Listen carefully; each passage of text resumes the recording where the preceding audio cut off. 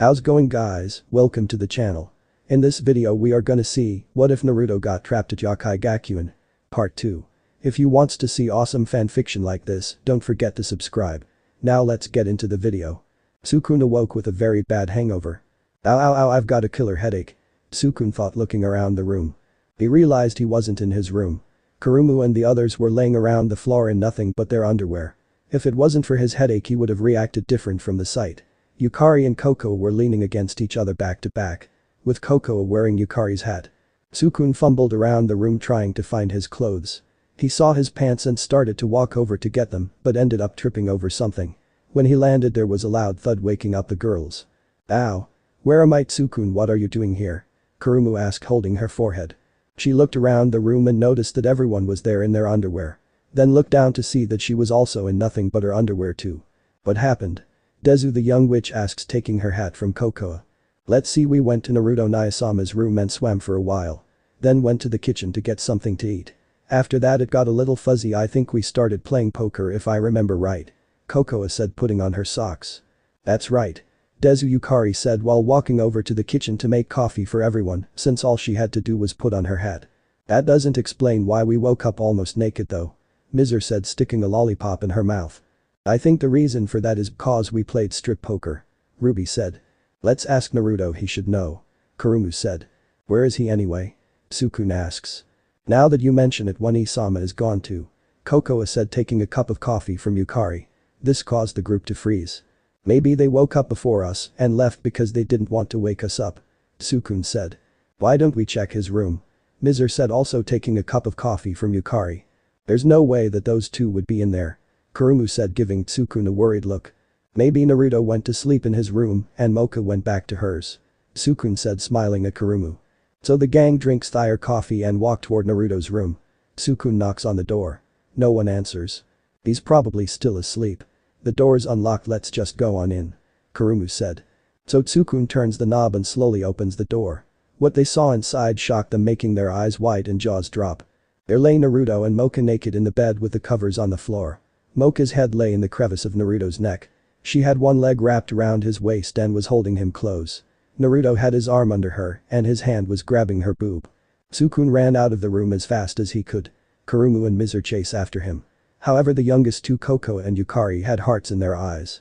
Cocoa because she loved her One-sama and Naruto Naisama so much that she always wanted them to be together. Yukari because it meant she was that much closer to her foursome. She even wanted to run and jump into the bed right then and there. Ahem, Ruby said loud enough to wake the two from their daydreams. This also woke Naruto and Moka up. They stared at each other, still tired, not realizing the situation. When Moka finally realized what was going on, she screamed at the top of her lungs.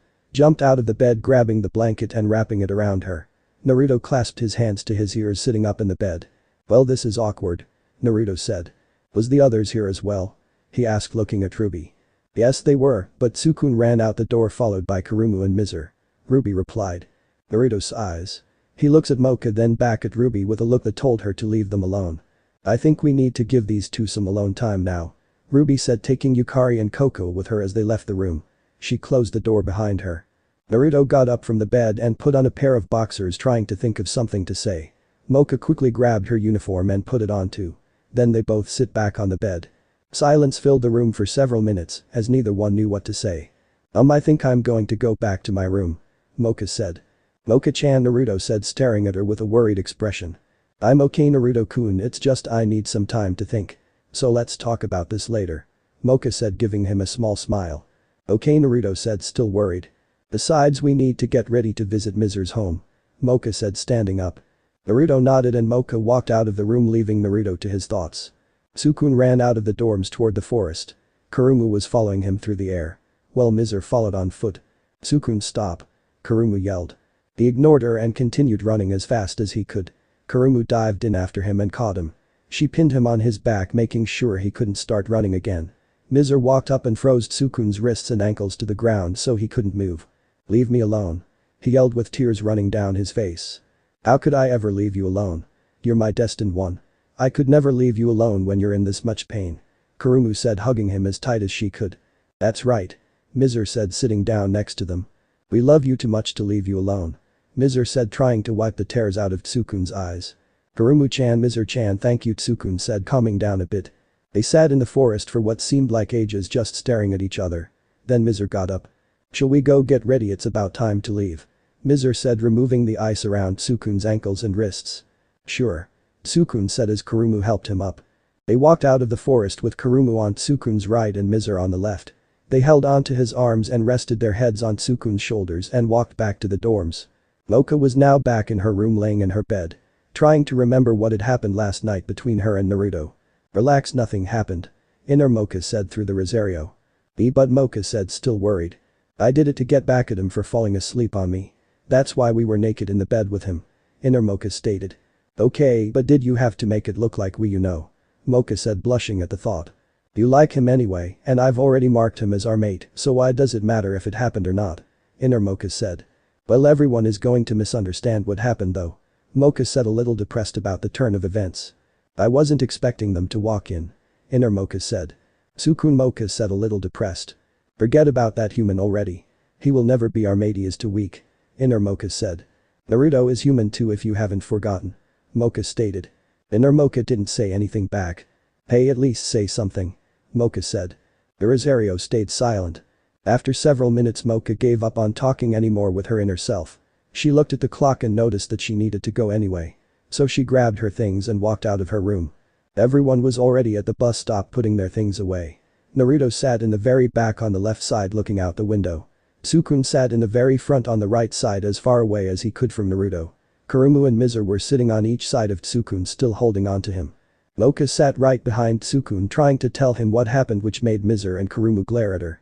Yukari sat with Moka and Kokoa sat in the middle of the bus. The bus driver opened the door. Ruby walked in and sat down in the other front seat beside Tsukun. You're coming with us, Ruby-chan? Tsukun asked.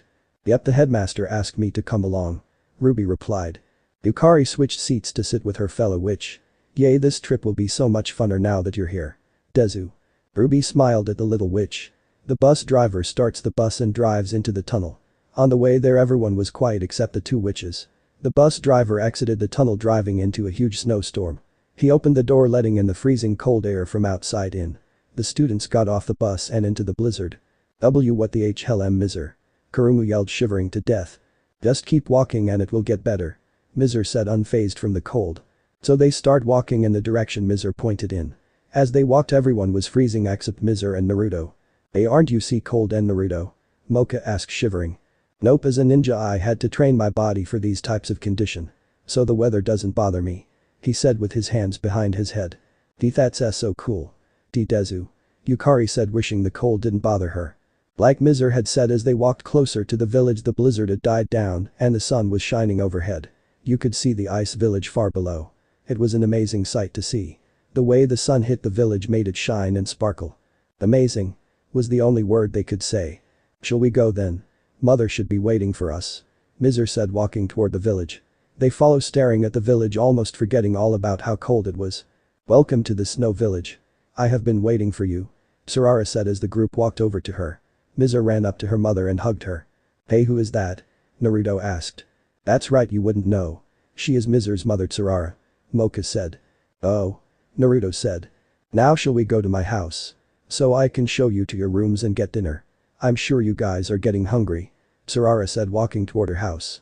That made Naruto's stomach growl, remembering that he hadn't ate anything all day. He rubbed his tummy and couldn't wait to eat. Sarara opened the door to reveal a somewhat small house. The living room and kitchen were combined. In the middle of the room was a hall leading to 5 different rooms. Wow, Sarara-san, this is nice. Moka said, looking around the room. Thank you. Sarara said, walking down the hall. Naruto and Tsukun were in the first room, with all of the girls in the second room on the other side of the boys' room. After they were finished unpacking, they went to the kitchen to eat dinner. Thank you for letting us come here, Sarara-san. Moka said, taking another bite of the steak that Sarara had prepared for dinner. Oh, it's no problem at all. Thank you for being such good friends to my daughter. By the way, Tsukun, while you're here, would you mind making a baby with Mizu? Sarara asked. Tsukun spits out his drink all over the table. Sarara-san. What's this ceremony about that Mizu-chan mentioned about? Tsukun asks, trying to change the subject. You mean the coming of age ceremony? It's when Yuki-onna at the age of 17 dress up and go to the temple to offer flowers that are called Snow Whites. Sarara said. Snow Whites, Naruto asks. It's a type of flower that is said to have the power of matchmaking. Desu Yukari said. Are we even allowed to watch? Kurumu asks. Normally outsiders are forbidden from watching the thanks to a few people I know you will be participating in the event. Sarara said. Thank you so much again. Moka said. It's getting late, you guys should go to bed now. Tomorrow is going to be a big day. Sarara said, picking up the plates from the table. The group nods and goes off to their rooms. Once everyone was asleep, Mizer tiptoes out of the room. She goes to Tsukun's room and slides the door open. She wakes Tsukun up. Mizer-chan. Tsukun looks at her, wanting to go back to bed. Would you come with me, Tsukun? Mizer asks, looking away. He grumbles and follows her. They sneak past the other rooms and go outside. Kurumu awakes a few minutes after that. She looks around the room and sees that Mizer is missing. She runs into the boys' room and screams, waking everyone else up. Moka and the other girls run into the boys' room to see what happened. What's wrong, Kurumu-chan? Naruto asks, rubbing the sleep from his eyes. It's Mizer and Tsukun, they're gone. Kurumu said. Maybe Mizer took Tsukun with her to pick Snow White's, Yukari said. The girls yell. We need to hurry or else Mizer will take Tsukun. Kurumu yelled. Okay, you girls can go, I'll stay here and sleep. Naruto said, laying his head back on his pillow. Oh no, you don't, you're going to help us. Kurumu said, pulling Naruto out of his bed. They get dressed and run out the door. Where do you think you're all going? Someone from behind them asks. Sarara-san. What is that you're holding? Naruto asks. Oh, this, I'm on patrol. There's this monster that comes around this time of the year. So please do no leave the house at night. Sarara replies, pointing the gun at Naruto. Yeah right, that thing won't scare me. It's probably fake now, where is Mizer? Kurumu yells. It isn't a lie. In fact, this is the reason I let you guys come. I wanted you to be bodyguards tomorrow. Sarara said. Does Mizer know about this? Moka asks, getting worried about her friends. No, I haven't told her yet. Why do you ask? Sarara asks with a puzzled look on her face. Oh no, we need to hurry and find those two. Moka yells, running toward the forest. In the forest, Mizer led Tsukun to a field of flowers. Mizer-chan, are these? Tsukun said. Yep, these are Snow White's. Mizer said. They're beautiful. He said, gazing at the field of flowers. Tsukun, the reason I brought you here is because I don't want to lose you. Mizer said, picking a flower from the field. She walks back over to Tsukun. What's this? I feel kind of, Tsukun thought, staring at Mizer. Tsukun, please, at least just for tonight, make me your lover. Mizer said as tears start to well up in her eyes. She starts to unravel her kimono and jumps on Tsukun. When all of a sudden a snowball goes flying through the air, hitting Mizer in the head. How dare you, Mizer? I thought we were going to fight fair. Kurumu yells, running toward Mizer, who was on top of Tsukun. I'm sorry, Kurumu. But it's the only way, Mizer said, staring at Tsukun. Before Kurumu got to where Mizer was, a huge blizzard blew through. It grabbed Mizer and went to the middle of the Snow White field. It started to turn into a woman. Snow Priestess. Mizer said silently. I have finally found you, child of prophecy. The priestess said as Mizer became unconscious. Wait, what are you going to do with Mizer-chan? Tsukun yells. Another blizzard blew through. Mizer and the priestess was nowhere to be seen. Naruto and the others were back at the house, sitting at the dinner table. I can't believe I let that woman disappear on me. Naruto said, pissed. Good news, Mizer is with the Snow Priestess. Sarara said, just getting off of the phone and walking back into the room. Then she's alright. Tsukun asked, still worried. She will be fine. So Tsukun, I heard from the priestess that you were ripping off my daughter's kimono. How far did you get? Sarara asked, staring at him. Nothing happened, I swear. Tsukun said, backing away. That's no good. Couldn't you have at least been a man and done what she asked? Sarara said, walking closer to him. Hey, that doesn't explain why Mizer-chan was taken away. Naruto said, saving Tsukun. Yes, it appears that the Snow Priestess has arranged a marriage for my daughter, and after the ceremony, it will be official. Sarara said, still staring at Tsukun. Everyone yells at the same time, shocked. And you're allowing this? Moka asks. That is what the ceremony is about anyway.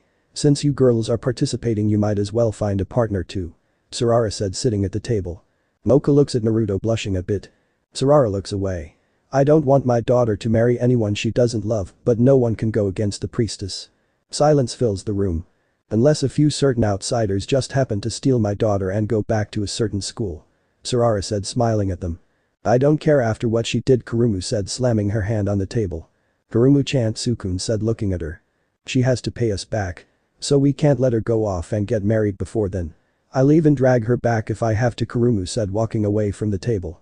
But then I believe these will be needed for the mission. Sarara said, revealing a shelf filled with guns. Damn that woman with the big guns. Naruto thought with his arms crossed, patrolling the outside of the temple for any suspicious conduct. The group was at the ceremony waiting to put the plan into action. Flashback. Naruto ran up to the shelf filled with guns. Hey. What are these things? Sarara gave him a blank stare. You've never seen a gun before. He shook his head and grabbed the biggest gun off of the shelf. He pointed the gun at his face and stared right down the barrel of the gun. This caused the group to sweat drop and Sarara to grab the gun from Naruto's hand. Hey, give that back. Naruto yelled, wanting to find out more about this gun. Let me first show you how it works. Sarara said, pointing the gun toward a cup that was on the table. First you turn off the safety. Then aim the gun where you want to shoot. Oh, and never point the gun at yourself. She said, smirking at him. Now this gun is my favorite, the snow launcher. Never failed me, even if it only shoots snowballs, it still packs a powerful punch. Sarara said, pulling the trigger. In a blur the snowball shattered the cup. Pieces of glass went flying everywhere across the room. In fact, most of the guns on this shelf only shoot snowballs. Except a few of the handguns near the top. Sarara said, pointing at the top of the shelf. Naruto had stars in his eyes, wanting to try out the guns for himself. So he grabbed two of the guns off of the shelf that looked like machine guns and ran out the door. He dropped the guns, did his hand signs, yelling Kage Bunshin no Jutsu. 10 clones poofed into existence. The group had another sweat drop as 8 of the clones ran into the room and pulled more guns off of the shelf. After the clones left, the group ran out the door. Outside, Naruto was having an all-out war with himself.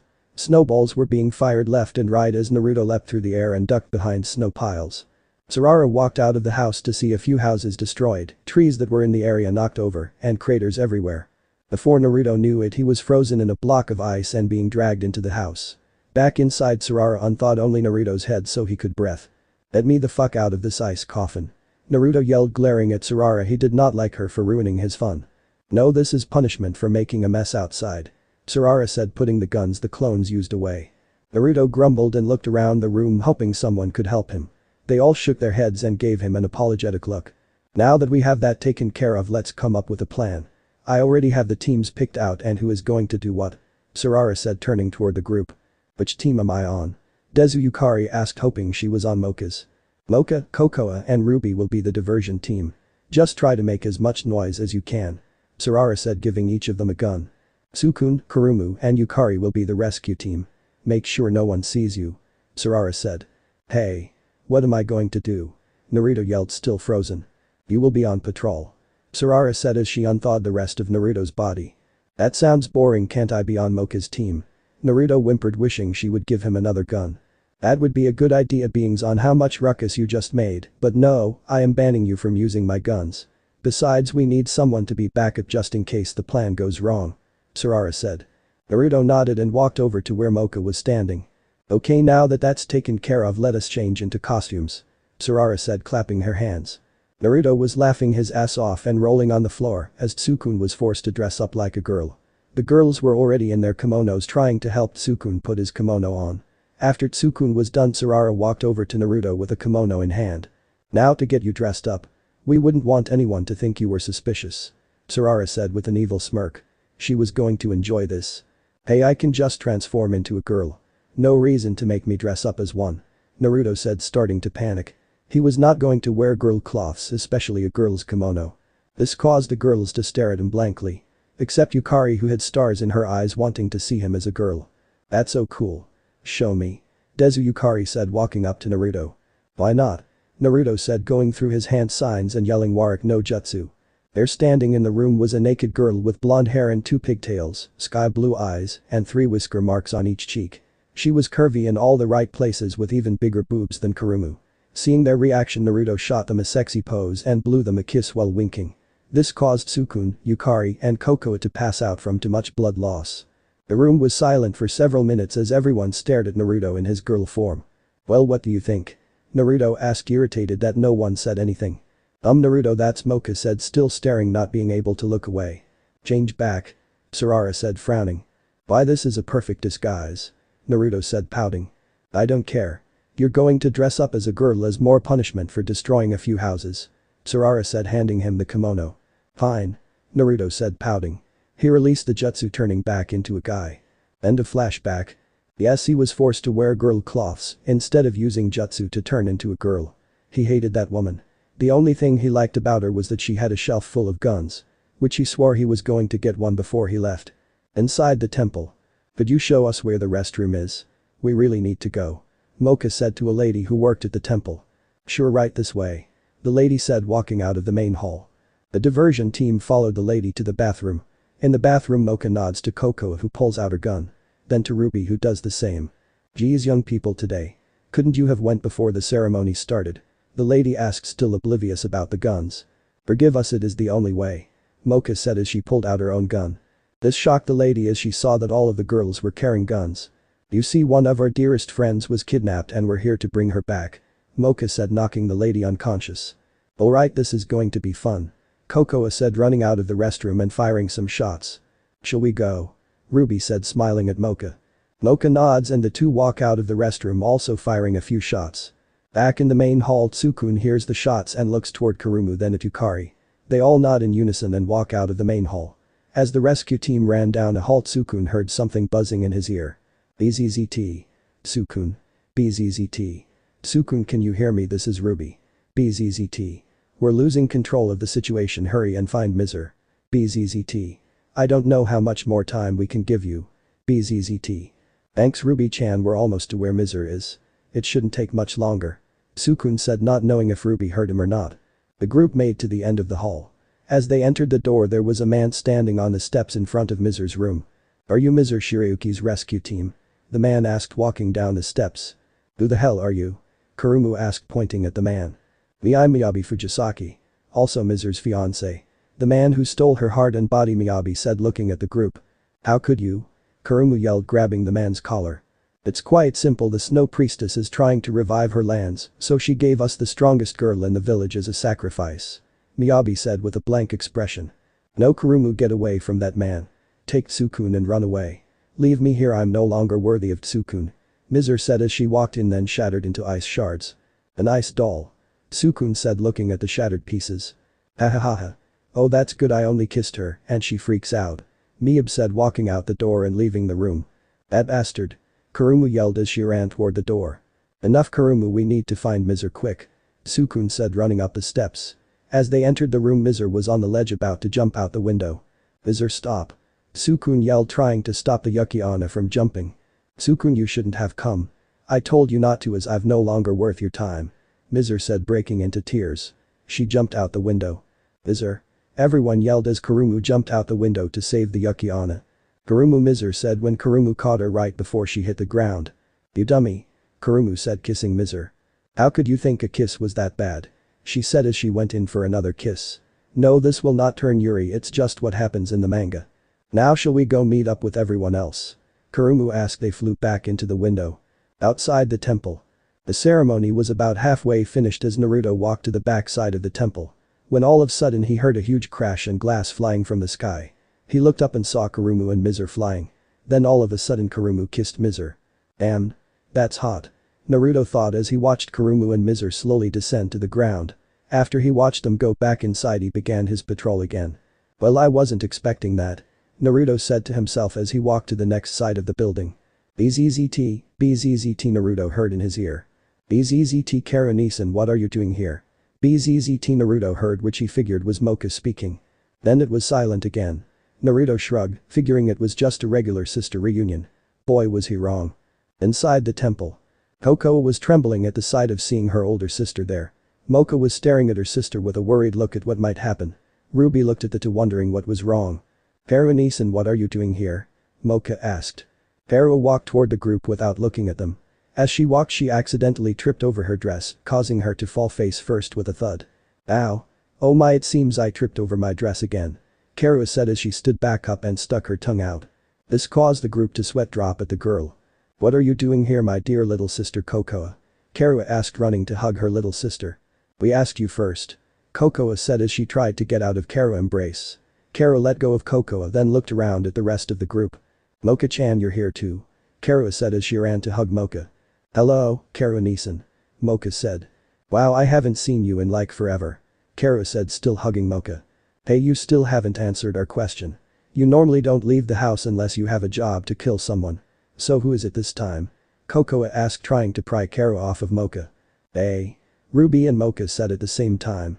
Geez, Cocoa, that's not cute at all. Besides, I'm not here to kill anyone. I'm the goodwill ambassador to make sure everything goes well between negotiation. Kokoa said, pouting. Really? Kokoa asked, still doubting her sister. Yep. Snow Priestess, if you would be so kind as to come out here and prove my statement. Karu said, looking behind them. The priestess walked out from behind a pillar, followed by 6 men in black. Now I would like your cooperation. Karu said, looking back at her sisters. Sukun walked into the room followed by the rest of the rescue team and Mizer. They ran to where Moka and the rest of the diversion team was.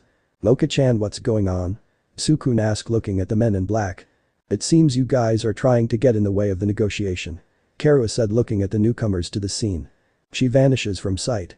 This made the group look around the room trying to catch sight of her. As the group looked around the room, Karu reappears behind the group and punches Mizer in the side, then disappeared again. Sukun quickly pulled off Moka's Rosario. The pink-haired girl transformed into her inner vampire self. Long time no see, Karan-san. Moka said as her eyes darted around the room. Karu reappeared in the room, bawling her eyes out, and disappeared again. This caused the group to panic as to why she was crying, except the 2 vampires. Don't be fooled, that's how Karan-san fights. Kokoa said, looking around the room. Outside the temple. From his perch on top of the temple's roof, Naruto scowled as he saw several guards take up positions around the temple. Somebody didn't want interruptions. And if the Yokai world was anything like the shinobi one, the others needed help. Suddenly, Moka's bite mark started throbbing. Naruto clasped his hand to the spot, his action reminding him of when Sasuke was trying to keep the seal that damn scale-covered worm put on him a secret during the Chunin exams. Moka's bite being like Orochimaru's curse marks, that was an unpleasant thought. Making a mental note to ask Moka why her mate bite would react to something once things calmed down, Naruto suddenly sneezed. Someone must have been talking about him. Now, with Naruto being as loud as he was and being in a snowy area, the sneeze triggered an avalanche small enough to bury the guards around the temple. Naruto blinked a few times at what just happened. Well, that worked. Completely on accident, but it worked. Naruto jumped off the roof and poured chakra into his legs and dashed to the front of the temple. Reaching his destination, he burst into the temple to see everyone lying on the floor with blood everywhere, except Moka, who was trying to stand back up. She was staring at a girl in a white dress with a tiara on her head, crying for what reason Naruto didn't know. Then he noticed she had blood all over her white gloves and some on her dress. The girl walked over to Moka and punches her in the shoulder. Her hand went straight through, showing her fingertips on the other side. Seeing Moka hurt, hellish rage filled Naruto and the bite mark on his neck to burn. He automatically ran after the girl in the white dress. Karan-san, why? Kokoa asked, lying on the floor. Karu asked, walking over to her little sister. All of a sudden, a large Yokai mixed with killer intent flooded the room that was even more powerful than the vampires. Moka recognized the feel of the aura and loathed it since freshman year at Yokai Academy. But what the hell was Kayu doing here? That was when Moka noticed it was much weaker than that sadistic bastard's aura, but it was definitely the demonic aura of a Yokai Kitsune. Before Kara could find out who or what it was, she was slammed with a rotating ball of raw energy. Moka looked on in shock. Where Kara had just stood was Naruto. To her surprise, his already shaggy blonde hair was standing even more spikier than normal, so it was wild and unruly, sticking out in every direction. His eyes were now as red as hers were, with slit pupils. His whisker marks deepened and darkened, changing from mere slits to large deep furrows upon his face, making them look like abysmal scars. His canines had elongated, changing into wicked fang. His fingernails sharpened until they could no longer be called such, but deadly claws. The area around his eyes was black, making it look like eyeliner around his eyes. He looked furious as raw Yokai energy and killer intent gushed out of him in waves. "Dear Kami-sama." Moka thought she felt a nosebleed. He was hot. "You okay, Moka-chan?" he asked, still staring at his opponent. "This small scratch isn't enough to hurt me," Moka said, getting up. She didn't want him to know it, but right now Naruto was turning her on as the Yokai rippled off of his body. But wait, how did Naruto have any Yokai? Wasn't he human? Naruto gave her his foxy grin, then looked over to the rest of the group. They had started to regain conscious. "Good to see you're all awake, now get Mizer out of here, I'll cover you," Naruto said, turning his attention back to his opponent. "Wait, Naruto. That's my sister. That means she's also a vampire," Moka said, getting ready for the next attack. "Oh wee, that hurt. Looks like I can't go easy on you," Karu said, wobbling as she walked over to where Naruto was. She pulled off her cross earring and dropping it to the floor. Once the earring hit the floor, her right arm started to split apart, turning into multiple bat wings. "I think you guys are forgetting about someone. I won't let you destroy our village's chance at revival," the Snow Priestess said, walking up next to Kara. "Wait, what does she mean, revive the village? Fairy Tail is here to destroy it," Mizer thought, staring at the snow priestess. Yay. Priest-chan is going to help me. Karu said, disappearing from sight. Sorry Ni-chan, but that's not going to work on me. Naruto said, also disappearing from sight.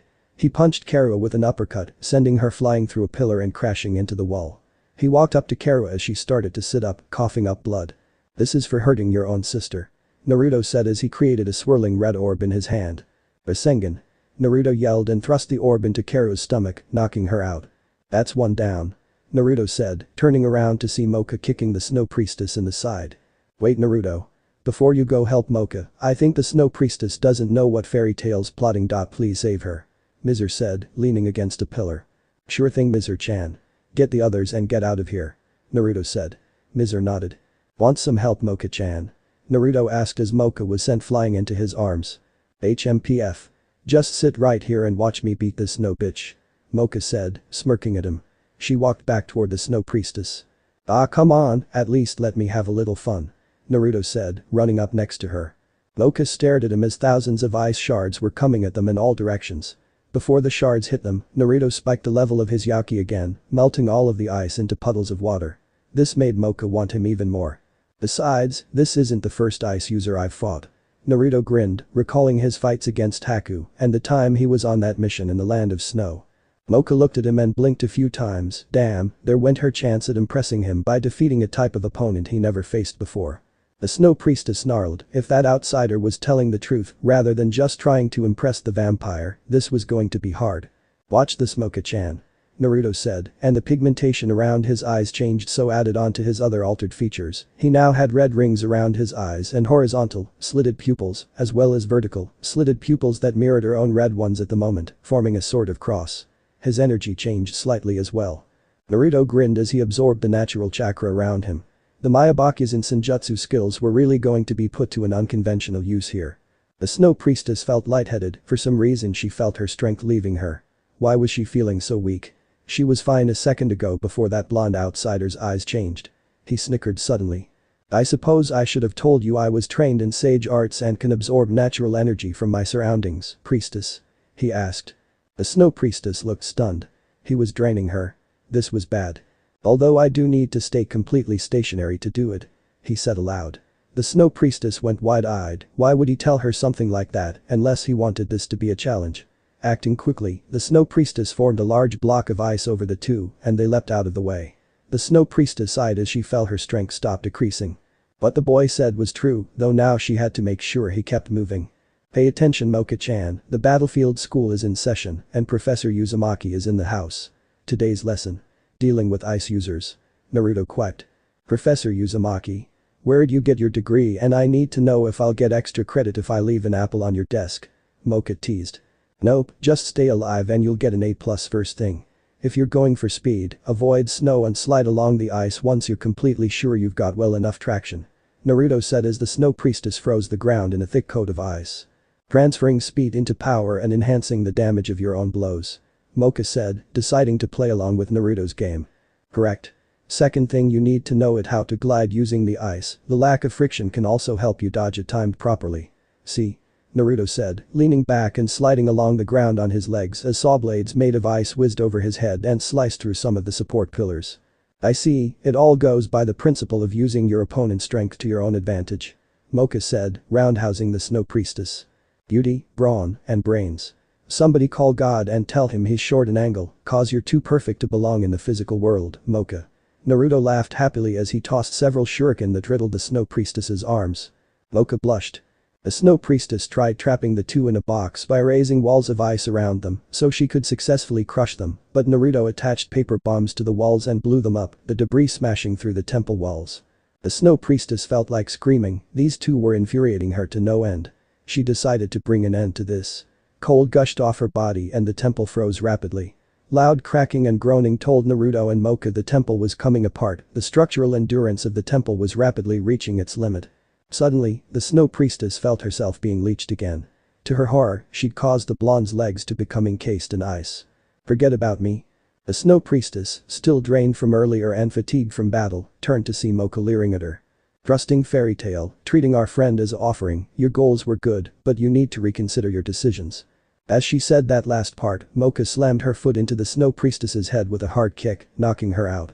Seeing the work finished, Naruto retracted his sage mode, and with a quick pulse of Yauki, he shattered the ice trapping him. As Naruto picked up the snow priestess and swung her over his shoulder. Moka walked up beside him as they walked through the temple. Just then, an impact shook the temple and the ceiling which was starting to crack. The cold weakened structure started to crumble from not being able to hold itself up. "Run!" Naruto shouted. The two dashed through the temple, dodging the falling debris. Naruto jumped out of the way as a large piece of ceiling almost hit him. "Are you sure it's a good thing leaving your sister there?" Naruto asked walking past the pillar where Kara laid. "She will be fine," Moka said, knocking a piece of ceiling out of the way. The two managed to get out of the temple right before it came crashing down. They walked over to where everyone was waiting for them. Naruto laid the snow priestess on the ground. "Will she be okay?" Mizur asked, looking at the snow priestess worried. "She should be waking up any minute now," Naruto said, giving her his foxy grin. Mizur smiled back at him as the priestess woke up. "Where am I?" the priestess asked as she sat up holding her head. "They're outside of the temple." "Well, what's left of it? You should be thankful these kids just saved your life and the village," Sarara said, walking up to the group. "Sarara, I'm sorry," the snow priestess said. "It's okay, I know you had done this for the good of the village in your mind," Sarara said, helping the snow priestess up. As Sarara and the snow priestess talked, Moka pulled Naruto out of the group, making sure no one saw them. She took him behind one of the buildings so no one could see them. Then looked around to make sure no one had followed them. "Moka-chan," what Naruto tried to say as Moka pushed him into the wall. "Shut up," Moka said as she put a leg in between his and pressed herself against him. Naruto stared at her wide-eyed with his mouth wide open at her actions. She noticed this and took advantage of the situation by quickly kissing him. Her tongue explored every inch of his mouth, savoring the taste. She ran her fingers through his soft blonde hair. Naruto snapped out of his shock and returned the kiss. Their tongues battled against each other, neither gaining control over the other. Moka's hands began to unbutton his jacket as they continued fire battle for control. Naruto wrapped his arms around her waist, holding her closer to him, making sure she couldn't escape. The kiss finally broke so the two could catch their breath. Panting from loss of breath, the two stared into each other's eyes. "Moka-chan, I think we need to get back before the others get suspicious," Naruto said, running his fingers through her long silver hair. "Who cares? Let them think whatever they want," Moka said, going in for another kiss. Little did they know that Sukun was watching the whole thing. The bus ride back to school had a very heavy atmosphere. Sukun had told Moka to stay away from him. So Moka sat in the back of the bus with Naruto. Kurumu and Mizur sat on each side of Sukun trying to comfort him. He had told them about Naruto and Moka when they had gotten back to Tsurara's house. In the middle of the bus sat Yukari and Ruby, with Kokoa sitting behind them.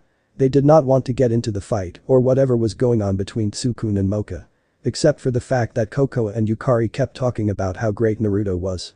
Wasn't Naruto Nayasama so cool when he sent Kara Niasen flying? Kokoa beamed with stars in her eyes, thinking about how great Naruto was. Especially how he defeated her so easily. Desu, Yukari chirped, also thinking about Naruto. All of a sudden the bus was filled with killer intent leaking out of Tsukun. This made Yukari immediately stop talking. Kokoa glared at Tsukun but continued to talk about Naruto. She didn't care what the weak-ass human did, she could beat the shit out of him any day if it weren't for her sister. "Naruto, do you think Tsukun hates me now?"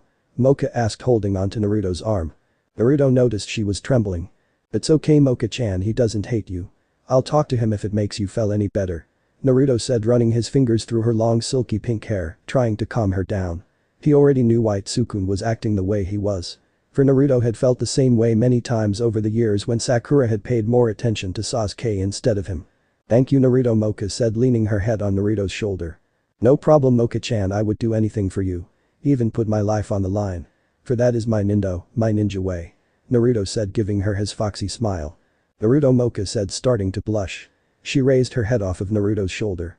"I would do that for all of my friends no matter what." Naruto continued, looking around at the rest of the group on the bus. Moka hugged him as tightly as she could. Tears started to well up in her eyes from how much Naruto cared about his friends and how he would do anything for her. Which reminded her that she wanted to talk to him about their relationship and a few other things. She wiped away the tears before Naruto saw them. Moka whispered under her breath, trying to think of the right words to say. Her cheeks turned a deeper shade of red. "Yes, Moka-chan," Naruto said, gazing into her emerald green eyes. This made Moka's blush even more noticeable. "Never mind, let's talk about it later when we're alone so no one can hear us," Moka said, looking in Tsukun's directions. "Good idea. I have something I want to talk to you about too," Naruto said, also looking in Tsukun's direction. Oh, then why don't we talk about it right now? Moka said, staring into Naruto's sky blue eyes. No, I don't want the other to hear it either. Naruto whispered into her ear so that no one could hear him. He stared back into Moka's emerald green eyes. Moka nodded, then rested her head on Naruto's shoulder again. Then Naruto wrapped his arm around Moka's waist and pulled her closer to him. This earned a small up from Moka. She quickly relaxed, laying her head on his chest. The rhythm of his heart quickly made Moka forget all about the questions she had for him. He began to run his fingers through her pink hair again. With the rhythm of his heart and Naruto petting her, she quickly fell asleep. Moka-chan looks so cute when she's asleep. Naruto thought as he stared at her for the rest of the bus drive back to school. The bus ride was silent the rest of the way back. Back at school, Naruto carried Moka bridal style off of the bus, not wanting to wake her up. The rest of the group was already walking away when he got stepped down off of the bus. Ruby had to go back to the headmaster's office and report what had happened on their trip to the snow village. Well, Tsukun didn't want to be anywhere near Naruto. Of course, Kurumu and Mizur followed Tsukun. Naruto didn't know where Yukari or Koko had run off to though. Naruto was carrying Moka through the forest near the dorms. When Moka began to stir in his arms. "Good morning, sleepyhead," Naruto said, grinning at her. "Good morning," Moka said, yawning. Moka looked around at her surroundings. Then looked back at Naruto, who was still carrying her. Realizing that he was carrying her, she began to blush. "You can put me down now," Moka stuttered, looking down at the ground. "No, can do. Not until you tell me what you wanted to on the bus," Naruto said, still walking. "Eh?" Moka squealed. It was the perfect time to talk to him about it, but she was too embarrassed to while he was carrying her. Moka began to wiggle in his arms. Naruto made sure she couldn't escape by using chakra to hold her into place. Moka continued to struggle until they got to the dorms. Naruto jumped up to her dorm room from the outside so no one would see him. He skillfully shifted Moka in his arms so that he could open the window. "I guess we can talk about this later. Since I'm really tired from yesterday's events. You probably are too, so let's talk tomorrow," Naruto said, sitting her down on the bed. Moka nodded, for she was really tired. Even though she had slept on the way back to school, she still felt exhausted. But that Naruto raised her chin to look up at him, he kissed her on the lips. "Good night, Moka-chan," Naruto said, jumping out the window. He dashed for his own room. He just kissed me," Moka thought, bringing her fingers to her lips. "Forget about that, we have other things to discuss. You completely forgot to ask him how he had Yauki. Looks like I'm going to have to ask him," Inner Moka said. "I'm so sorry, I completely forgot about it," Outer Moka said, laying down on the bed. "We'll just have to wait for the next opportunity. Besides, I have a feeling he isn't going to tell us without using force," Inner Moka said. "I'll try to ask him tomorrow for sure. I'm sure he will tell me," Outer Moka said, falling back asleep. "If only it would be that easy," Inner Moka whispered. In school, Naruto and the rest of the group had been called into the headmaster's office. "What the hell do you want?" Naruto growled. "Why do we have a temper? All I wanted to do was congratulate you for saving the snow village by giving you a paid trip to a hot springs resort in the human world. For 2 days and 1 night," the headmaster said while stamping some paperwork on his desk. "Really?" Kurumu asked, running to the desk in excitement. "Yeah, right. The creepy priest actually doing something nice," Naruto retorted, rolling his eyes. "No, Naruto is telling the truth," Ruby said, placing more papers on the headmaster's desk. "Does that mean you're coming too?" Desu Yukari asked, hugging her elder witch. "Yep," Ruby said, returning the hug. "So when is this trip?" Naruto asked. "Tomorrow you leave in the morning," the headmaster said, getting up from his desk. The girls jumped up and down. They couldn't wait to go to the hot springs. "Also, I think it would be the perfect time to tell them about that. I think they deserve to know after what they witnessed at the temple," the headmaster said, walking up to Naruto. Killer intent filled the room as Naruto glared at the priest. Naruto was going to kill him if the priest told one word about the QB to anyone. "Fuck you, there is no way I'm telling anyone about that," Naruto sneered. "I was just giving you advice. No reason to growl at me," the headmaster said, backing away from Naruto. "How the hell did you know?" Naruto growled, still pissed at the priest. "Let's just say I've known before you even came here," the headmaster chuckled. Moka and the others stared at Naruto as the killer intent continued to rise. Even a bit of Yauki began to ripple off of Naruto. The girls began to shiver from the sheer power of the Yauki. The group gradually backed away, not able to breathe. They had never seen Naruto so scary before, even at the temple. "You're sure making it hard for them to figure it out if you keep that up," the headmaster retorted. Naruto quickly stopped his actions. "Damn, I sure screwed that up," he whispered under his breath, hoping the others didn't hear him. "Okay, you can go now," the headmaster said, waving his hand toward the door. The group quickly walked out the door. Naruto stopped then glared at the headmaster one last time before slamming the doors behind him. The group stopped as Naruto stormed past them not saying a word. That was weird. Kokoa said watching Naruto walk out of the school. This is interesting. Desu Yukari said clapping her hands together. Hey. What do you mean Yukari-chan? Moka asked giving the young witch a quizzical look. It means that Naruto is hiding something from us. Who here wants to help me figure it out? Yukari said looking around the group. Shouldn't we leave him alone? It looks like he would kill us if we found out. Sukun said not wanting to talk about Naruto. I don't care what you think. I want to know everything there is about Naruto Naisama. Kokoa said. I'll help too. Moka said since her other self told her to find out anyway.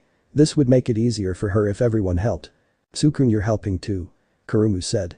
She was interested in finding out about this as well. If Tsukun is helping I'll help too. Mizer said grabbing onto Tsukun's arm. But then let's meet up in Moka's room. Desu Yukari said smiling at the group. Why my room Yukari-chan? Moka asked. It gives me a chance to go to your room. Desu Yukari replied. Okay Moka said. Then it's planned let's meet in Moka's room after school. Kurumu said. The group walked back into the classroom. They noticed that Naruto wasn't in the room. The teacher gave them a questioning look but continued her lesson as they sat down. After school the group went to Moka's room. In the room Yukari locked the door behind everyone. Then she jumped on Moka's bed. Now that we're here let's come up with a plan. Moka said sitting on the edge of her bed. We'll call it Operation Identity. Desu Yukari. The group nodded, thinking the codename suited the mission perfectly. We need to make sure Naruto doesn't suspect a thing. Mizer said sitting down at the table next to Moka's bed. First we need to corner Naruto to make sure he can't escape. Once we have him cornered Sukun you pull off Moka's Rosario. Then we'll leave the rest to her. Kurumu said sitting down next to Mizer. Sukun crossed his arms and growled fine. Where are we going to corner him? Mizer asked pulling a lollipop out of her sweatshirt. She unwrapped it and stuck it in her mouth. Isn't it obvious in the hot springs? He will have his guard down, making it easier for us to get him. Kurumu grinned enjoying the fact that she was coming up with most of the plan. Wow. Big boobs didn't think you would come up with a good plan. Desu Yukari said sticking her tongue out at the succubus. Shut up. You flat-chested witch. Kurumu shouted glaring at Yukari. The succubus elongated her nails ready to attack the young witch. Mizer could you stop those two? Before they destroy my room Moka asked giving the Yukiana a pleading look. Mizer froze the two in a solid block of ice. She didn't want to help clean up the mess afterward. Thank you. Moka said putting the tea on the table. Since I already know what I have to do for the operation. I'm leaving. Sukun said walking toward the door. Wait. Sukun don't you want some tea? Moka asked. She didn't want Sukun to leave yet. Sorry Moka-san, but I need to go get ready for the trip. Sukun said walking out the door. It's okay One-san I'm sure Tsukun team will be better tomorrow. After he takes a dip in the hot springs. Kokoa said trying to cheer her sister up. Moka nodded. The group drank their tea, discussing about the plan for tomorrow. They continued talking for a couple of hours. After they were finished the girls started to leave for their own dorm rooms. See you later. Desu Yukari said walking out the door. The young witch was the last to leave. Moka couldn't sleep that night. She couldn't stop wondering what Naruto's secret was. Then the Rosario lit up. Why don't you just go talk to him? Inner Moka stated. But I don't think he would want to talk right now. You heard what he said in the headmaster's office. Outer Moka said. I don't care he is our mate. I won't allow him to keep secrets from us. Inner Moka said. Okay Outer Moka sighed. She got out of bed and went to the boys' dorm. Moka knocked on Naruto's door. There was no answer. Then she checked to see if the door was unlocked. It was locked. So she knocked again, louder this time. Still no answer. So I guess he really doesn't want to talk. Moka figured turning around to head back to her own room. All of a sudden a low yaki filled the air. If it wasn't for Moka being a vampire, she probably wouldn't have felt the yaki at all. It felt so familiar to her, but where had she felt this yaki before? Follow that yaki. It's Naruto's. Inner Moka said. Moka left the boys' dorm following the yaki. She silently crept through the forest, making sure Naruto didn't feel her presence.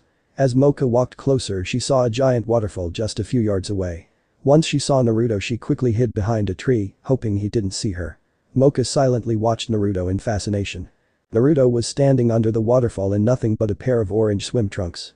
His body looked like it had been chiseled out of stone as the water hit him. Naruto had a forlorn look in his eyes as he closed them. Orange yaki began to swirl around his body. What looked like black tattoo began to form on his stomach. Sparks began to mix with the Yaki, making it look even more menacing as Naruto continued to stand there. The whisker marks on his cheeks began to widen, his hair grew a few inches, making him look even more wild than usual. The ground beneath him began to crumble from the force of the Yaki. Staring at Naruto, Moka had forgotten to breath. The way the Yaki swirled around him, how his body looked under the waterfall, everything about Naruto made Moka want him. When Naruto opened his eyes they were a dark crimson red. Like hers when she was unsealed. Naruto was staring at her still with that forlorn look in his eyes. Moka's legs buckled out from under her. The way he looked at her made her heart skip. She had never seen Naruto like this before. She couldn't say a word as Naruto continued to stare at her. His forlorn look turned to one that looked like it was deep in thought. It was as if he wasn't even there anymore. Deep in Naruto's subconscious. Naruto was talking to the QB. Smart move, kid. I would say you're screwed now. The QB chuckled, enjoying the situation. Shut the fuck up, you damn fox. Naruto snarled, hating the new situation. He never wanted to tell Moka about the QB if he could have kept from it. I bet the vampire is going to be thrilled to find out that her maid is the container of the great QB no Kitsune. The QB said, trying to cheer Naruto up a bit.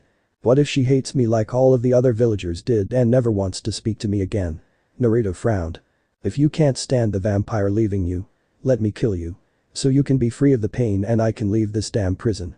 There you go, problem solved. The QB laughed. So you can run around wrecking havoc wherever you go. Yeah right, like I'm ever going to let you kill me. Naruto growled. Whatever you say, kid. Just don't come running to me when the vampire leaves you. The QB said, pushing Naruto out of his subconscious. Wait, you damn fox. I have other questions. Naruto yelled. Back in the forest, Naruto began to revert back to his usual self.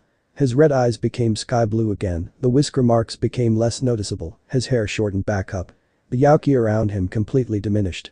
Moka-chan, what are you doing here? Naruto asked, obviously not in a good mood. I just wanted to talk to you, so I followed your Yaki. Naruto, what was the just now? How do you have Yaki? Moka asked, staring at the blonde ninja. Sorry, Moka-chan. Naruto muttered under his breath. He disappeared behind her and knocked her out. The next morning Moka awoke in her bed. She looked around the room puzzled. Was all that happened last night just a dream? It felt so real to her. Moka looked at the clock. It was 8:00 in the morning. Oh no, I'm going to be late. Moka thought as she jumped out of bed. She quickly got ready and dashed out the door. Nearly falling down the stairs, Moka made it out of the girls' dorm. At the bus stop everyone was already there waiting for Moka. The group got on the bus when Moka finally made it. The bus ride to the hot springs was even worse than on the way back from the snow village. Both Sukun and Naruto was not in a good mood. Moka sat in the middle with her sister and the two witches. She didn't want to anger either Naruto or Sukun. So it was another silent bus trip. I hope the hot springs changes both of their moods. Otherwise this isn't going to be a very fun trip. Moka whispered under her breath. The bus stopped in front of the hot springs resort. Off you go now. Hope you enjoy your stay. The bus driver said, opening the door. His eyes began to gleam as Naruto stepped off the bus. After everyone was off the bus it drove away. Kurama ran for the doors. She couldn't wait to take a dip in the hot springs. Yukari quickly followed her. Moka walked with Mizur, Ruby, and Cocoa through the door. Sukun followed them. Naruto however stood still. Should I tell them? Naruto asked. What do you have to lose? Hell, you already defeated the leader of Akatsuki. Why do you care what a few low-class monsters have to say? The QP said. Naruto continued to stand there, not moving an inch. Hey. Naruto, are you coming? Desu, Yukari yelled. Her plan wasn't going to work if Naruto continued to stand in the middle of the road. Naruto snapped out of his concentration and yelled back. Be there in a sec. Yukari went back inside to hear Kurumu arguing with the clerk at the front desk. What do you mean all the rooms are booked? Kurumu grumbled. We should already have reservations though. Moka said nicely to the clerk. Naruto had walked up to the group as they continued to argue with the clerk. Excuse me, is there a problem? Naruto asked. The clerk looked down at her computer screen then back at Naruto. She did this for a couple of times. Oh, you must be Uzumaki's group. Yes, we have the private suite reserved for you. Right this way. The clerk said, walking around the desk. Kurumu rolled her eyes and followed the clerk down the hall. They rode an elevator all the way up to the top floor. As the door to the elevator opened it revealed a large room. In the back of the room was a window that showed a great view of Mount Fuji. Yukari ran up to the window to get a better look. That's Mount Fuji.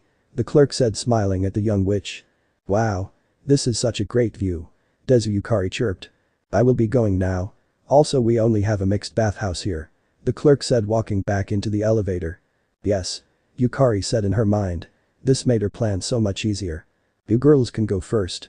Naruto said, walking over to the Futons. He was tired from the events from last night. Works for me. Kurumu said, already getting ready to get into the hot spring. What are you going to do, Naruto? Moka asked. Sleep. Naruto said bluntly. Why would you want to sleep when we just got here? Don't you want to check out the resort? Kokoa asked. I'll check it out later. Naruto said, flopping onto the futon. Suit yourself. I'm going to the hot springs. Kurumu said, standing inside the elevator. Wait, I'm coming too. Yukari said, stopping the doors before they closed all the way. Izur and Ruby quickly got onto the elevator, followed by Moka and Kokoa. The elevator left, leaving Tsukun and Naruto alone. Naruto was fast asleep. Tsukun looked over at him. Geez, I can't believe he can just fall asleep like that. Tsukun sighed. Not wanting to stay where Naruto was, Tsukun decided to explore the resort. Tsukun went down the elevator. In the changing room, the girls were giggling to themselves about different things. They quickly got undressed and went to the hot springs. It was an outdoors one. Kurumu jumped into the water. Ah. This is heaven. Kurumu sighed. Moka poured in some herbs so that her and Kokoa could get into. The rest of the group slowly got into the water. Ready to start operation. Identity? Kurumu asked. Operation? Identity, what's that? Ruby asked. Oh. That's right, you weren't with us when we was coming up with a plan. You see, we're going to trap Naruto and force him to tell us his secret. Desu Yukari said. Can I help you on that? The headmaster wouldn't tell me when I asked. Ruby said. Of course you can help. Desu Yukari said. The young witch hugged her older witch. Thank you, Ruby. With your help this will be a lot easier. Moka said. On that note. Moka, have your boobs gotten bigger? Desu Yukari asked, ogling Moka's chest. She began to drool. Before Moka realized what Yukari was up to, the little witch jumped on Moka. Yukari began to massage Moka's breast. Yep, they've differently grown. Desu Yukari said, rubbing her face in Moka boobs. Ah. Yukari-chan, stop. Moka stuttered. The young witch continued to massage Moka's boobs. Geez, Miss No Boobs always has to grab someone's boobs just because she has none of her own. Kurumu said, cupping Yukari's flat chest. Shut up, you oversized cow. Yukari yelled, grabbing Kurumu's boobs. Ow. That hurts, you flat-chested brat. Kurumu yelled. Enough, you two. You're going to get us kicked out. Moka sighed. She crossed her arms over her chest in embarrassment. Izur relaxed in the water, enjoying the show. While Ruby tried to help Moka control Yukari and Kurumu. Kokoa got tired of seeing how pathetic her sister had become, so she left. The girls stayed in as long as they could before they passed out. Naruto was still asleep when the girls made it back to the room. He looks so cute when he's asleep. Desu Yukari said, poking Naruto in the cheek. Sakura-chan right there. Naruto murmured in his sleep. Who's Sakura? Desu Yukari asked, looking up at Moka. Moka shrugged, then frowned. Who was this Sakura person to Naruto? She stared at Naruto when he began to speak again. Oh, Moka, that's so daring. Naruto said with a perverted look on his face. This caused Moka to blush. I think it's time to wake him up now. Moka murmured, still blushing. Wait, he might say something about his secret. Desu Yukari said. She wanted to hear more.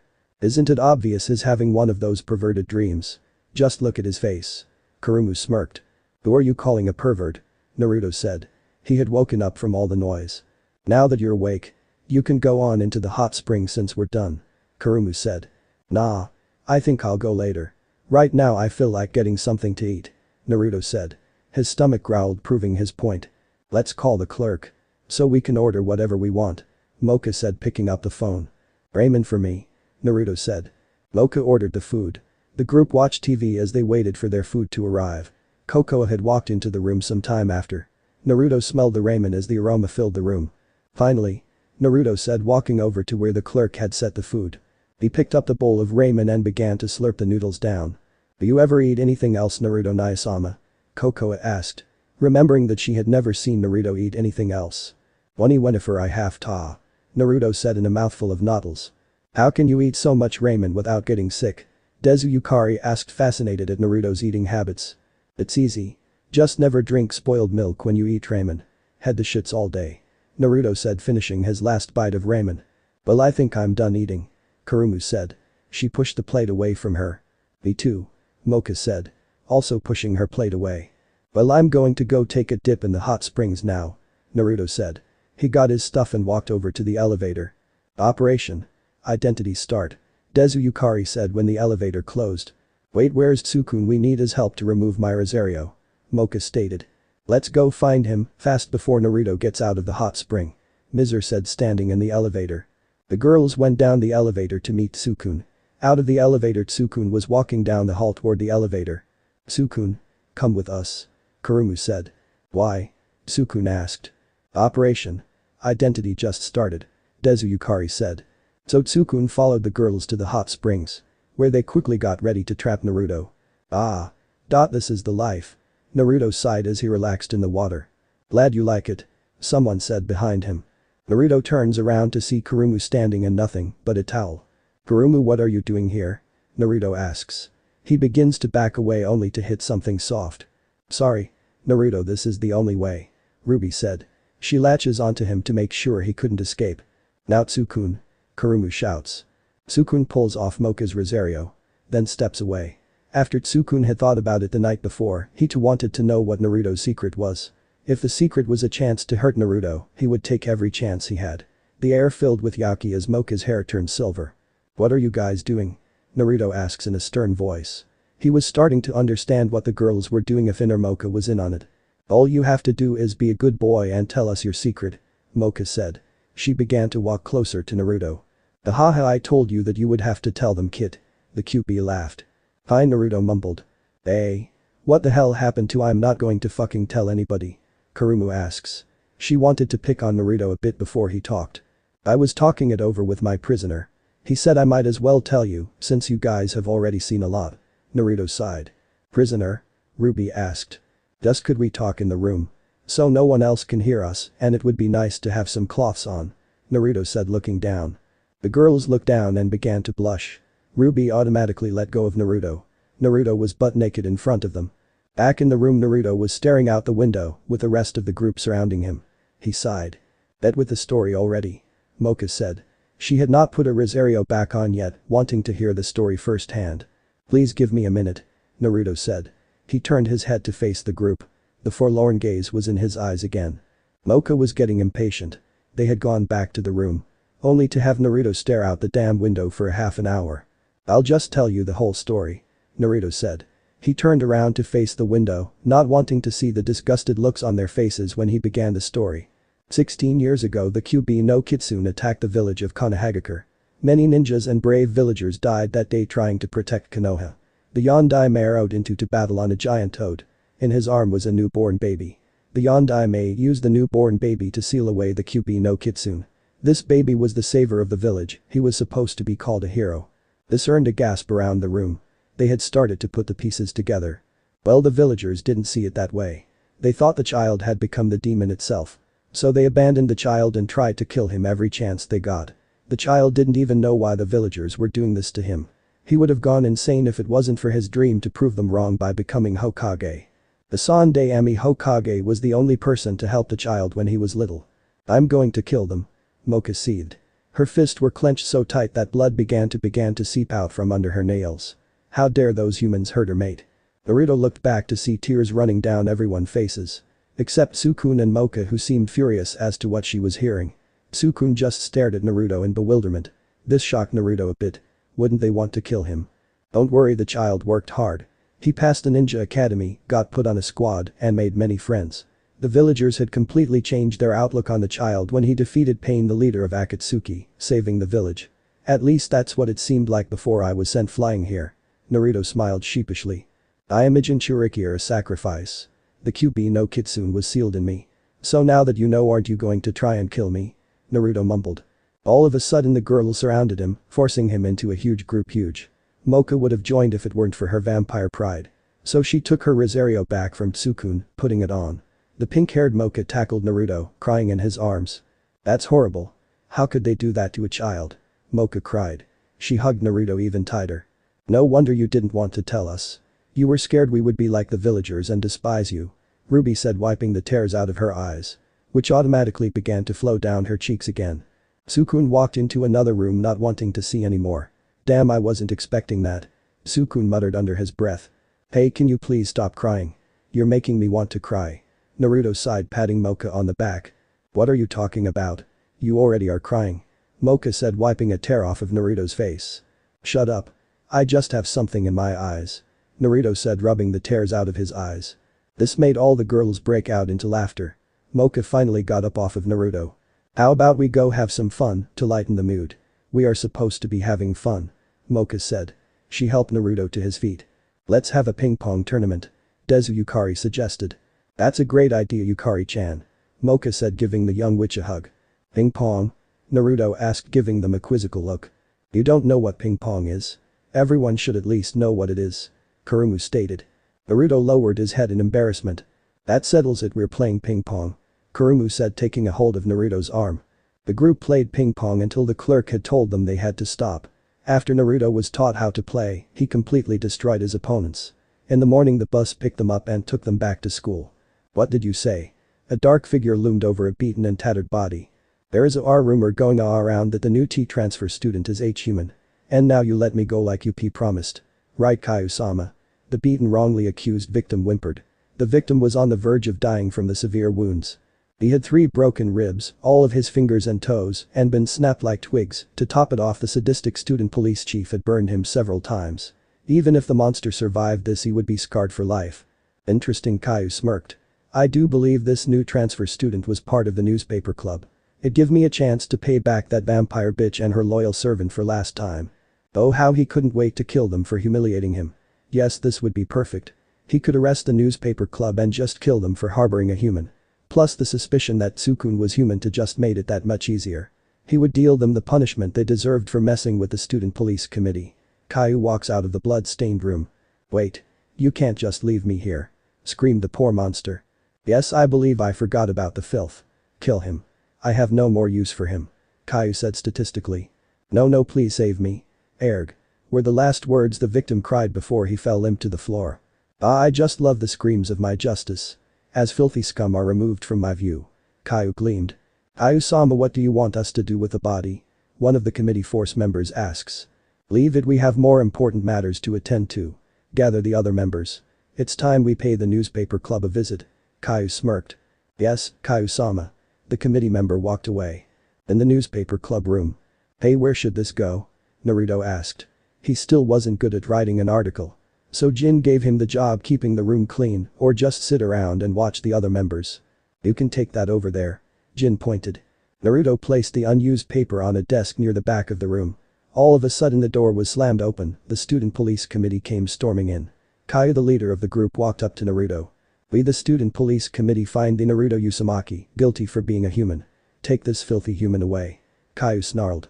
Naruto looked up at the members of the student police committee. Naruto easily recognized the Riteed, Dashiko Deshi, and that chick who for some reason reminded him of Kidomaru, Kido. He'd met them both during the after effects of the race where the loser had to walk around the school naked. Dashiko had helped hide him and kept the other police committee members pointed in the wrong direction until he'd gotten his clothes back. She claimed he had too nice a butt for her to let Kayu turn it to ashes, and Kido had tried hanging him with spiderweb as punishment for trying to show his ahem was bigger than her hot eye foxy. As to what she'd meant when he'd asked the rest of the newspaper club's members, Jin, who figured it out first it seemed, had nearly had a heart attack while muttering, how could anyone like that cold-hearted four-tailed bastard? Naruto had no trouble recalling Kayu. That smug, superior attitude, that swagger he walked with, that showed he never listened to anyone, the total lack of humility, how he refused to admit he made mistakes, and the ways he felt the need to boast about being an elite, reminded him way too much of Sasuke. Hell, they even both could shoot flames. Jin and the others tensed. I looked at Naruto, then turned to sneer at Jin. Ah, this explains everything about that time I had to go after him for violating the dress code. This pathetic group of fools enjoys causing problems to undermine the peace and order the student police committee upholds. Jin looked like he wanted to say something but bit his tongue. Naruto snorted, bringing everyone's attention on him. Peace and order. Yeah, right. You're just a bunch of thugs. What? Kayu snarled. Going around demanding protection money, the way you beat, torture, imprison, and execute whoever decides to stand up and fight back, going around like you own everyone and everything around you, forcing everyone to be afraid of you so you can control them, sounds like a gang to me. Everyone paled as there was a crash, and Kayu held Naruto against a wall by his throat with one hand and a fireball in the other. The gem of Moka's Rosario started to glow, and the small cross trembled slightly. Much to even the student police committee members' shock, Naruto's face was completely calm. Only his eyes, burning with willful and defiant fire in them, betrayed his demeanor.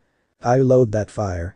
If you think I'm just gonna bend over backwards whenever you say to, you're out of your mind. Naruto said as if nothing was wrong. Compared to Zabuza, Orochimaru, Gaara, Shikaku, QB, Itachi, Pain, and everyone else he'd ever faced, he wasn't intimidated by Kaio at all. Tough guy huh? Well then how about this? Kaio demanded, changing into his humanoid half-Yokai Kitsune form. Naruto's eyes widened momentarily in shock, but soon he did something that got Kaio even more furious. He snickered and before long was laughing out loud. A Yokai Kitsune? 4 tails. That's it. Next to the QB, that makes you as menacing as a fly with its wings torn off. What? Kaio said, his eyes going wide at the mention of the QB. The leader of the self-proclaimed guardians of the school put his face dangerously close to Naruto's. What did you just say? Kaio demanded in a hushed tone. What? You're as menacing as a fly with its wings torn off. No, you idiot. Before that. Oh, you want to know how I know about the QB? Naruto said, seeing Kaio nod. Naruto snickered. He had something that Kaio looked ready to rip off his own tails and strangle himself with them to know. Fine, the QB attacked where I lived 16 years ago, as you can imagine, nothing worked to even be an annoyance to the 9 tails. Fortunately for my home, yet unfortunately for the QB, my dad was a seal master. He made a forbidden deal with the Shinigami and traded his eternal soul, so the Shinigami tore the QB's soul out of his still-living body. Naruto stopped to savor the look of pure horror that had taken hold of Kaio's face. And it gets better, in the method my father used, the Shinigami devours the souls of the ones whose souls he removes. Kaio cringed. What kind of sadist would do that to a Yokai Kitsune? Naruto chuckled, enjoying how much his tale had stripped Kaio of his sense of superiority. But he had to end how horrified Kaio was. It wasn't something that he wanted to do, but the last thing he needed was another egomaniac trying to kill him. Sasuke already did that enough. Don't worry though, I know for a fact that the QB is still alive somewhere. How can you be so sure? Kaio asked, his voice was lacking its superior tone and he sounded disbelieving and uncertain. Naruto shrugged. He's the QB, he said as if that was all the explanation he needed. What happened next had to be worthy of Naruto getting a medal. Kaio burst out laughing and it actually sounded pleasant. Oh, by the Kami Inari-sama, the Yokai Kitsune serve under. That's true. For a while I thought QB-sama was gone forever. My family's been part of the Yokai Kitsune royal court and our house is subservient to his. Don't scare me like that. Grinning, Kaio released Naruto, changed back into his fully human form, then turned to Jin. Heh. You know Jin, you and the rest of these troublesome club members of yours could learn a thing or two from this one. Kaio said, clapping Naruto on the shoulder. He turned to the other members of the student police committee with his grin still on. Let's be off. He said. The student police committee members were stunned but they obeyed, dreading what would happen to them if they ruined Kaio's good mood. As soon as the student police committee had left, Jin grabbed Naruto by the collar of his shirt and brought Naruto nearly nose to nose with him. How did you do that? Kaio leaving and him actually being pleasant without anyone needing to suffer. That's impossible to accomplish. What are you? Guess I just have that effect on people. Naruto said. NarutoxRosario had calmed down and the other newspaper club members were looking at Naruto in shock. What he'd done had been a school first. Naruto noticed Sukun was trying to force his mouth open. Hey? What's with you, Sukun? Mizer snapped her fingers and suddenly Sukun succeeded in opening. I had to freeze the inside of his mouth shut to keep him from telling that secret of yours to Kaio. That 4-tailed Yokai Kitsune's as barbaric as those villagers you had to put up with. If he learned why it is you're so sure the QB is still alive, who knows what he'd do to you. Thank you Mizer. Sukun glared at Mizer. She just ruined his chance of getting revenge on Naruto. Well then now that that's over how about we get back to working on this newspaper. We're already past the deadline as it is. Naruto grinned. Ugh. I thought we were finished for today. Kurumu groaned. Then how about we go hang out in Naruto's room? Desu Yukari said. She wanted to go swimming. That sounds like a great idea Yukari. Who else is coming? Naruto asked. I'll go. Kokoa said. She wanted to hear more stories about Naruto. Me too. Moka said. Sukun you're coming with me. Kurumu said. She wanted Sukun to see her in her new swimsuit she had secretly gotten when they were at the hot springs. Then I'm coming too. Mizer said. The group walked out of the newspaper club. Back at the student police committee headquarters. Sir. I thought we went to the newspaper club to capture this Uzumaki Naruto. Kido said. Change of plans. I have grown rather fond of this Uzumaki Naruto. Make sure to have him under surveillance 24/7. There seems to be more to him than meets the eye. Kaio gleamed. Yes sir. Kido bowed. Now who is the next piece of trash I need to take care of? Kaio chuckled. He couldn't wait to get back to butchering his victims. Right this way. Kido said. Naruto's room. So what should we do first, play video games or go for a swim? Naruto clapped his hands together. How about we have a racing tournament on this box 360? Then the winner decides what we do next. Kokoa said. If she could beat Naruto Naisama in racing, then she would have him tell stories about more of his past. Sounds good to me. Dezu. Okay, let me get the game set up. Naruto said. He turned on his TV. Then grabbed a game off of the shelf. Since I only have 2 controllers, we'll have to take turns. The loser has to hand over the controller. How about to make this even funner, the loser of each match has to do whatever the winner tells them to. Naruto said, handing Kokoa a controller. Works for me. Kokoa grinned. Ready to eat my dust. Naruto grinned. Please see, I'll have you know no one has ever beaten me at this game. Kokoa smirked. We'll see about that, Chibi-chan. Arg. Kokoa screamed. Naruto had won the match. Go get some snacks for us to eat. Naruto ordered. Over. You cheated. Kokoa shouted. She threw the controller at Sukun and stormed out of the room. Oh. Sukun shouted. But looks like the next loser has been chosen. Naruto grinned. He had played this game so many times with his clones that he easily knew all of the shortcuts and which cars to pick for each track. I'm leaving. I don't need to put off with this shit, Sukun growled. He was not going to put up with Naruto any longer. Naruto walked up to him and whispered into his ear. We all know you're just going to go home and sulk about how I stole Moka away from you. Instead of whining about it, how about you do something about it? Fight back. No wonder Moka picked me, you're nothing but a baby who has to be watched over. You can't even walk without someone holding your hand. That pushed Sukun over the edge. His ghoul nature began to come out. I'm going to fucking kill you. Sukun began to throw multiple punches at Naruto.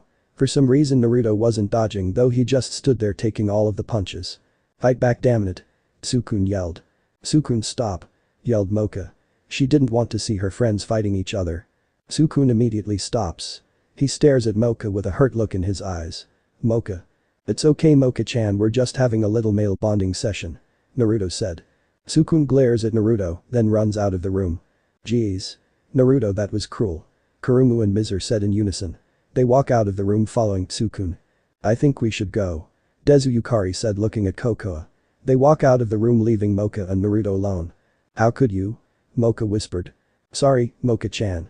I'm only trying to help. I'm making Sukun matter. Moka yelled. No, Moka-chan. This is all part of the plan. Please just trust me. Sukun will be back to normal when I'm done. Naruto said. He goes over and gives her a hug. Moka shakes him off. Sai, let me tell you something, Naruto said. Moka just stares at him. She was still mad at what he had just done to Sukun. You see, I used to have this crush on a girl, but of course she liked someone else. So I know what Sukun is going through right now. Only I didn't go around crying about it. I did everything I could to get her to notice me. Naruto chuckled. Sakura. Moka mumbled. Yeah, that's right. How did you know? Naruto asked. Never mind that. So what happened with you and her? Moka asked. Nothing. Naruto frowned. This earned a sigh from Moka. Now that I think about, you two look quite alike. Only extremely different personalities. Although inner Moka is a lot like Sakura. Only she attacks me and different, he thought to himself. Here, let me show you a picture. He went to his room. When he came back, he had a photo in his hand. Moka took the picture from Naruto. She looked at the girl with pink hair. It was true that the girl somewhat looked like her. Then looked at the boy with black hair. Hey, who is this? Moka asked, pointing at the black-haired boy. Naruto mood dropped when he saw who she was pointing at. That's Sasuke team. The boy Sakura liked. Naruto frowned. The other person in the picture is Kakashi-sensei. Naruto smiled. She handed the picture back to Naruto. He took it back to his room. Don't you want to go see Tsukun? Naruto asked, walking back into the room. Moka shook her head. No, I believe you. This was a shock to Naruto. He was expecting her to leave. Want to play some more game before you leave? Naruto grinned. Sure. They stayed up playing games throughout the night. The next day Tsukun walked to school by himself. Then all of a sudden Kokoa came up behind. Hey Tsukun Baka team, how did you like being made a fool of by Naruto Naisama? Kokoa smirked. She loved picking on the human. Tsukun gritted his teeth, wishing Kokoa would just shut up. Ever since that trip to the snow village, all the psychotic little bloodsucker with a thing for oversized weapons would talk about was Naruto. Anyone able to beat one Isama is bound to keep working hard to earn more power through honest blood, sweat, and tears. Will you just shut up about that guy? Tsukun shouted suddenly. Why should I, Sukun Baka team? One-sama is finally with the only one worthy of her, so I'm going to talk about Naruto Naya-sama all I feel like. He's not that great. Sukun snarled. So says the lightweight who needed my One-sama as a bodyguard. Coco quips with a vicious smirk going from ear to ear. Sukun growled, he was seriously getting sick of the infuriating blonde. Oh jealous. Coco taunted. POW. Coco smirked as she got up off the ground with a black eye. She snickered to herself seeing Sukun march off. If that's not a yes, nothing is. Coco laughed, enjoying how Naruto Naya-sama affected that wimp. It was only natural, the weak envied the strong. Naruto Naya-sama was everything Sukun wasn't. She dusted herself off and sat back down, ignoring the frowns the rest of the girls that knew her One-sama and the helpless twit called Aono Tsukun sent her. They knew she could stomp them all at once, like she had after the opening ceremony at the start of the school year, so they wouldn't bug her. Sukun marched off, anger and jealously ripping him open from the inside out. What bugged him most was how true that bodyguard comment was. Without thinking about it, his frustration triggered his transformation into a ghoul. He stopped by a pond and looked down at his reflection, bitterness twisting his face into a scowl. Moka had given this power to him, by doing so, she'd saved him again. Moka always had to save him. But Naruto Tsukun loathed the guy's name. Moka never saved Naruto, she never needed to. It was a revolting realization. When push came to shove, his friends had always rescued him. Naruto stood on his own two legs and fought with everything he had, every ounce. Every drop of strength he'd possessed since his very first cry as a newborn, even if the QB was a separate entity inside of him, Naruto still had its power since birth, or the strength he earned by training himself to where the QB was the only reason his own efforts to surpass the limits of his current level of ability didn't kill him. Sukun hated him. Naruto. How weak was Sukun in comparison to him?